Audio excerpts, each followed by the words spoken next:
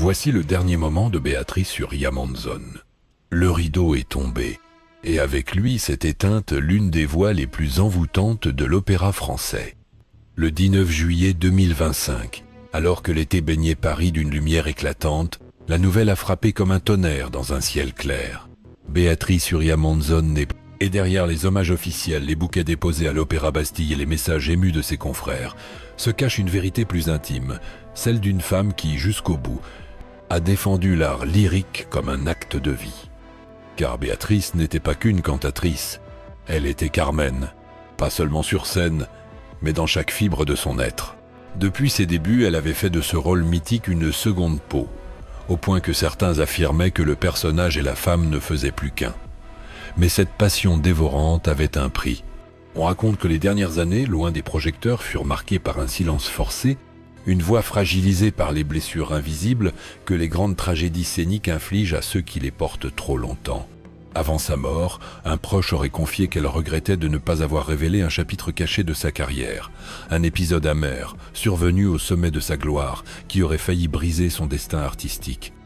Les spectateurs n'en ont jamais rien su.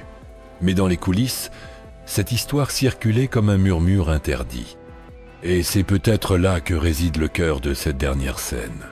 Au-delà de la disparition tragique d'une diva, c'est une vie entière vouée à l'art qui s'achève, avec ses triomphes éclatants et ses ombres soigneusement dissimulées. Aujourd'hui, alors que les applaudissements se sont tus, il est temps d'ouvrir le rideau sur l'histoire secrète de Béatrice Surya Monzon. Pour comprendre la trajectoire de Béatrice Surya Monzon, il faut remonter aux années où l'opéra en France cherchait à réinventer son éclat.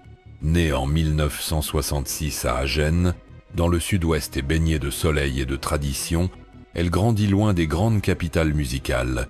Pourtant, dès ses premières apparitions sur scène dans les années 1990, une évidence s'impose. Cette voix sombre, profonde, au grain si particulier, appartient à la grande tradition des mezzo-sopranos tragiques. Son entrée à l'Opéra de Paris marque le début d'une ascension fulgurante.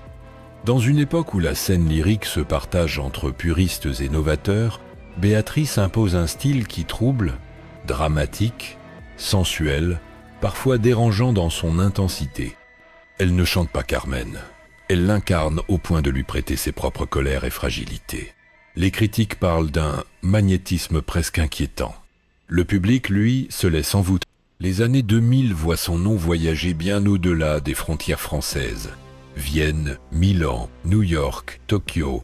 Sur toutes les grandes scènes, elle porte haut la tradition française tout en osant se mesurer au rôle mythique du répertoire international. Les directeurs d'opéra la réclament, les chefs d'orchestre l'admirent, et les photographes se disputent ses portraits en costume de scène. Mais derrière ce succès planétaire se cache un univers impitoyable. L'opéra, cet art qui sublime la beauté humaine, est aussi un monde où les rivalités sont féroces, où les réputations se font et se défont en une soirée. Béatrice, avec son tempérament ardent, n'échappe pas aux tensions. Certains collègues lui reprochent une présence trop écrasante, d'autres parlent de conflits en coulisses avec des metteurs en scène peu enclins à lui laisser toute latitude artistique. C'est dans ce climat que se profile le thème central de son histoire. La gloire éclatante, mais aussi la solitude de celles et ceux qui vivent pour leur art au point d'en payer le prix fort. Entre les triomphes publics et les blessures privées, l'image de Béatrice est celle d'une femme qui a choisi de brûler sa vie sur scène, tout en gardant le silence sur les combats invisibles qu'elle menait. Et parmi ces combats, il y en a un que le public ignore presque totalement. Un épisode de sa carrière où la ligne entre passion artistique et tragédie personnelle s'est dangereusement effacée. Tout commence en 1998 à l'Opéra Bastille. Béatrice Surya Monzon, alors au sommet de sa puissance vocale, se prépare à incarner une nouvelle fois Carmen. Mais ce soir-là, quelque chose est différent. La tension en coulisses est palpable. Un metteur en scène étranger, connu pour ses visions radicales, a décidé de bouleverser la mise en scène classique. Les costumes traditionnels sont remplacés par des tenues contemporaines, les gestes codifiés par des improvisations sensuelles.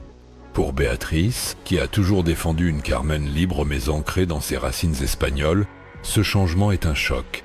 Lors des répétitions, les éclats de voix fusent. On raconte qu'une dispute violente aurait éclaté entre elle et le metteur en scène, devant toute l'équipe artistique. Carmen n'est pas une poupée moderne, aurait-elle lancé, furieuse. L'incident, bien que minimisé dans la presse, marque un tournant. Dans le milieu lyrique, les rumeurs commencent à circuler. Béatrice serait difficile, trop exigeante, voire capable de quitter une production si elle ne la contrôle pas assez. Pourtant, ce soir-là, elle chante. Et elle chante comme si sa vie en dépendait. Sa voix, ardente et tragique, soulève la salle entière. Mais en coulisses, une décision a déjà été prise. Ce sera sa dernière Carmen à Bastille avant longtemps. Officiellement, il s'agit d'un temps de repos artistique. Officieusement, certains parlent d'une sanction déguisée. Cet épisode, jamais confirmé publiquement, reste l'une des blessures les plus profondes de sa carrière. Car Carmen, pour Béatrice, n'était pas seulement un rôle, c'était son identité artistique.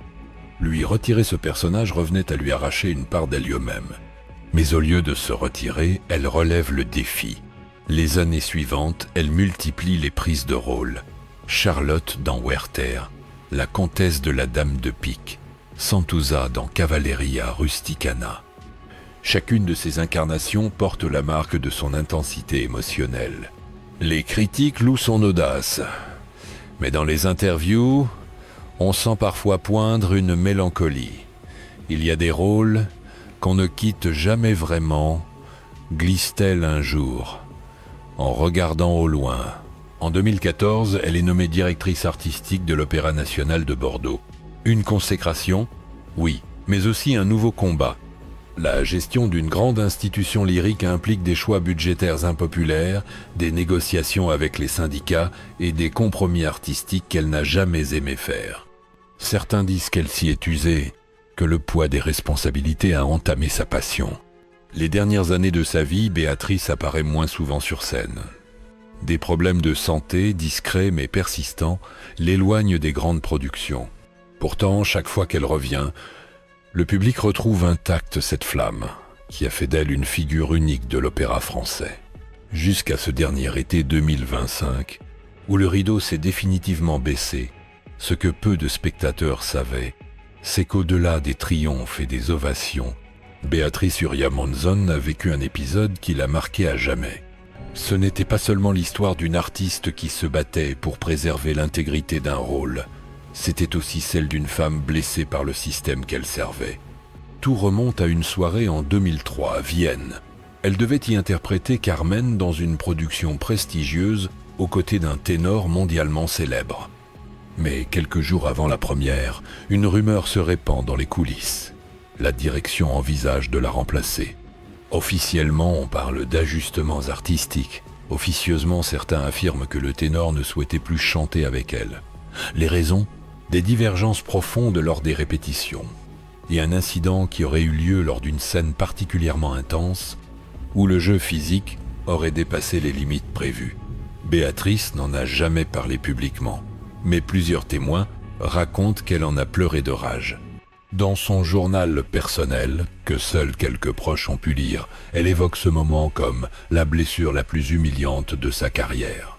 Finalement, elle est maintenue dans la production, mais l'atmosphère est glaciale. Sur scène, sa Carmen semble plus farouche que jamais, presque vengeresse. Les critiques louent une intensité brûlante, ignorant qu'elle puisait sa force dans la colère et la douleur. Dans les années suivantes, elle porte ce fardeau en silence. Elle confie à une amie. « Sur scène, je suis invincible, mais en coulisses, je suis vulnérable comme tout le monde. » Cette fragilité cachée transparaît parfois dans ses interprétations.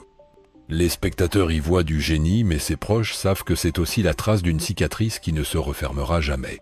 Lorsqu'elle prend la direction de l'Opéra de Bordeaux, certains y voient une retraite dorée. En réalité, c'est aussi une manière de reprendre le contrôle, ne plus dépendre des caprices d'un metteur en scène, d'un chanteur ou d'un impresario. Mais cette position la confronte à d'autres tempêtes, conflits syndicaux, coupes budgétaires, tensions avec les artistes qu'elle admire. Elle n'est plus la diva libre de faire exploser un rôle. Elle devient stratège, négociatrice, parfois même arbitre de drame qu'elle aurait jadis incarné. Et puis, Il y a la santé. Des problèmes respiratoires, longtemps dissimulés, commencent à la ralentir. Elle refuse d'annuler ses engagements, même lorsqu'elle chante en retenant sa respiration entre les phrases. Le public n'y voit que du feu. Les critiques continuent de parler d'une voix somptueuse, d'une ligne parfaite. Mais ses amis savent, chaque représentation est un combat. Lorsque la nouvelle de sa mort est annoncée le 19 juillet 2025, la presse s'empresse de célébrer la grande artiste. Les réseaux sociaux s'illuminent de vidéos d'archives, de souvenirs partagés par des admirateurs bouleversés.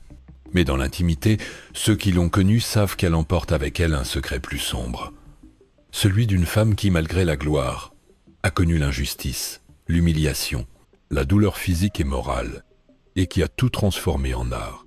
Car c'est peut-être là, au fond, la vérité noire de Béatrice Uria Monzon. Chaque note qu'elle chantait était le cri sublimé d'une vie traversée par la passion et les blessures invisibles. Béatrice Uria Monzon restera, à nos yeux, l'une des dernières grandes tragédiennes de l'opéra français. Non pas seulement pour la puissance de sa voix ou la précision de sa technique, mais pour cette faculté rare de transformer chaque rôle en confession intime. Quand elle chantait, elle ne récitait pas une partition, elle livrait un morceau de sa propre vérité. Il est facile de voir en elle la Carmen éternelle, qui a marqué toute une génération de spectateurs. Mais se limiter à cette image serait injuste. Béatrice fut aussi une Charlotte bouleversante, une Santuzza déchirante, une princesse ébolie pleine d'orgueil et de feu. Elle avait ce don de modeler sa voix comme une sculptrice façonne la pierre, avec précision, avec respect, et parfois avec violence. Pourtant, derrière cette carrière exemplaire, il y a une femme qui n'a jamais été totalement épargnée par les lois impitoyables du monde lyrique. Les conflits en coulisses, les rivalités, les humiliations parfois publiques, la pression constante de rester au sommet, tout cela a laissé des traces. Mais c'est précisément dans cette adversité qu'elle a puisé sa grandeur. Notre opinion ? Béatrice Uria Monzon fut l'exemple parfait de l'artiste qui refuse de se contenter d'exécuter. Elle voulait incarner. Cela lui a coûté cher. Certains rôles lui ont été retirés, certaines collaborations rompues, mais elle a toujours préféré rester fidèle à sa vision plutôt que de se plier aux compromis faciles. Et c'est cette intransigeance qui la rend unique dans l'histoire de l'opéra français. En tant que spectateurs, nous ne pouvons que mesurer notre chance d'avoir vécu à une époque où l'on pouvait la voir et l'entendre en direct. Ceux qui l'ont entendue sur scène savent. C'était un choc physique, presque charnel. Sa voix, sombre et brûlante, semblait faite pour ébranler les certitudes. Et vous, que retenez-vous de Béatrice Uria Monzon ? L'image d'une diva flamboyante qui brûlait sa vie sur scène, ou celle d'une femme profondément humaine qui a su transformer ses blessures en un art immortel ? Peut-être, au fond, les deux à la fois. Il y a des silences qui résonnent plus fort que les plus beaux applaudissements. Celui laissé par Béatrice Uria Monzon, depuis ce 19 juillet 2025, en fait partie. Dans les salles d'opéra, dans les coulisses, jusque dans les loges où flottent encore ses parfums et ses écharpes oubliées, on a l'impression qu'elle pourrait apparaître d'un instant à l'autre, prête à entrer en scène. Ceux qui l'ont vue chanter se souviennent. Le frisson qui parcourait la salle quand elle posait un pied sur le plateau, ce regard qui en disait plus que 1000 mots, cette voix qui semblait jaillir des profondeurs même de l'âme. On ne se contentait pas de l'écouter, on vivait avec elle chaque souffle, chaque geste, chaque éclat de passion. Aujourd'hui, il ne reste que les souvenirs, et cette certitude étrange que, tant qu'on écoutera Carmen, tant qu'on frissonnera à l'air de Santuzza ou à la plainte de Charlotte, une part d'elle continuera de vivre. Car Béatrice n'a jamais chanté pour durer dans les archives, elle a chanté pour marquer les cœurs. Et cela, aucune disparition ne peut l'effacer. Il y a des histoires qui n'avaient jamais été racontées, mais maintenant vous les connaissez. Et peut-être la prochaine fois que vous entendrez les premières notes de Bizette, vous penserez à elle, à cette femme qui a brûlé sa vie sur scène et qui, dans ses derniers instants, a laissé derrière elle un héritage qui ne s'éteindra jamais.